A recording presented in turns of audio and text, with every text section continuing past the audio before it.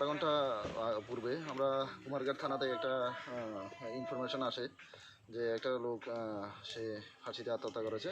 এটা ব্লক চৌমনিয়া এরিয়াতে, এটাই উত্তর পাবিয়া ছাড়া ধরে এই জায়গাটার নাম উত্তর পাবিয়া ছাড়া দত্তাটিটা। তো খবর পেয়ে আমরা যথারীতি আসি, পুলিশটা বসে দেখি যে সে তার ঘরেতে, ছেলেটির নাম বাবলু দাস, ডাক নাম হচ্ছে মান্তু, বয়স 28, তার বাবার নাম শ্রী মিন্টু দাস।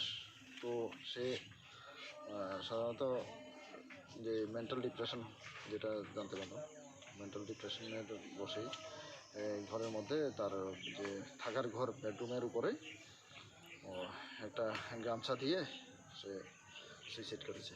তো 10টার সময়, আজকে বেলা 10টা পর্যন্ত 11টা পর্যন্ত তার খাওয়া দাওয়া করেছে, তার বাড়ির মানুষদের সাথে কথাবার্তা করেছে, ছোটো ছেলে মেয়েদের সাথে খেলাধুলা করেছে। কিন্তু পরবর্তীতে এটা মেন্টাল ডিপ্রেশনে হবে সাদা। স্যার আপনারা কয়টার দিকে খবর পেয়েছেন? আমরা পেয়েছি এখন থেকে অনুমান ধরো দেড়টা।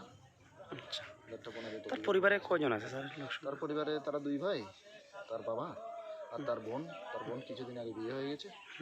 আর তারা 2 ভাই আর বাবা একসঙ্গে থাকে আর কি। তার ভাইয়ের বউ আছে।